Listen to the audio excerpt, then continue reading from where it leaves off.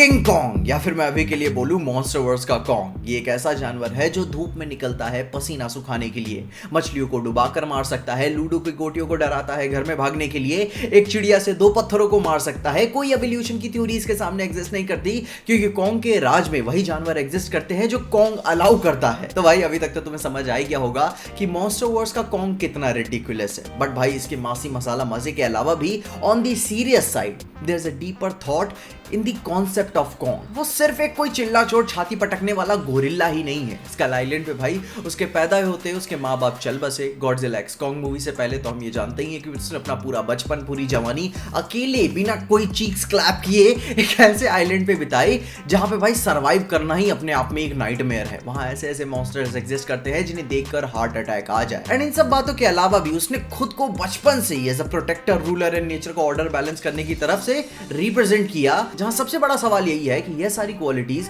उसके अंदर आई ही कहां से। वो इंसानों के लिए भगवान के बराबर है एंड वो उन्हें कोई इसलिए प्रोटेक्ट नहीं करता कि ये लोग मेरी पूजा करते हैं तो मुझे इन्हें बचाना चाहिए, बिल्कुल भी नहीं। वो एक मॉन्स्टर, एक जानवर होते हुए इतना सेल्फलेस कैसे हो सकता है कि जीवों की सुरक्षा करने के लिए अपनी पूरी लाइफ समर्पित कर दे। एज अ इंसान होके ये कॉम्प्रिहेंड करना थोड़ा सा मुश्किल है कि आप किसी दूसरी ही प्रजाति को क्यों ही प्रोटेक्ट करोगे इतना ज्यादा सेल्फलेस होके। ऐसा क्या ही बात है हमने, जिसको समझने के लिए आपको कॉन्ग की ओरिजिन के बारे में जानना होगा। एंड या थोड़ा सा स्पॉइलर अलर्ट भी आपको दे देता हूं, क्योंकि हम बात करने वाले हैं skull island the birth of Kong graphic novel mini series की, कि कॉन्ग की ओरिजिन हमें यहां ऐसे पता चलती है कि कॉन्ग का जन्म मॉन्स्टरवर्स के जंग के दौरान में हुआ था, जब वो पैदा हो रहा था। जहां पे भाई अपने कॉन्ग के बर्थ के दौरान में पैदा होने के बाद कॉन्ग की मां ने उसे एक केव में ऐसे छुपा दिया कि भाई वो बाकी सारे स्क्रल कॉलर से भाई बच सके, जहां पे उसके सामने ही उसके माँ बाप का कत्ल हुआ स्क्रल कॉलर्स के ही थ्रू। उसने पैदा होते ही अपनी माँ के गोद से डायरेक्ट उनकी डेथ देखी, तो भाई उसके दिमाग में पैदा होते ही ट्रॉमा आ गया, क्योंकि कॉन्ग की ट्राइब के लिए ये उनकी आखिरी लड़ाई थी। उनके कबीले में से और कोई नहीं बच पाया था। कॉन्ग ही वो ऐसा लास्ट मॉन्स्टर, जानवर या टाइटन था जिस लड़ाई को सरवाइव कर पाया, एंड वो अब पूरा अकेला था।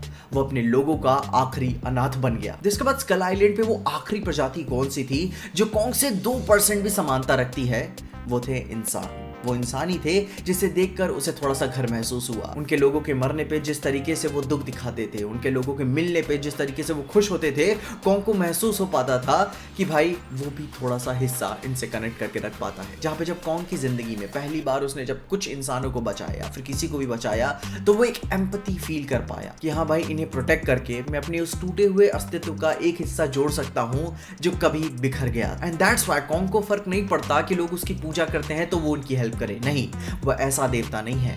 कॉन्ग के पास है सहानुभूति, वो हमदर्दी, वो संवेदना जो स्कल आइलैंड पे बाकी किसी भी जानवर के पास नहीं है एक्सेप्ट इंसान। चाहे वो साइको वल्चर्स हो गए, मदर लॉन्ग लेग्स हो गए, या फिर स्कर बफेलो, ये सारी प्रजाति संतुलन के लिए जरूरी हैं, जिन्हें गॉडजिला बैलेंस के लिए प्रोटेक्ट करता है, उन्हें लाइन में रखता है किसी डिक्टेटर की तरह। लेकिन यहाँ पे वो कॉन्ग ही ऐसा टाइटन है जो इन सब के साथ रहकर उनकी सेवा करता है। जहाँ अगर तुमने थोड़ा सा भी रामायण एंड महाभारत देखा है तो तुम ये बात जानते ही हो कि सबसे मुश्किल धर्म क्या होता है?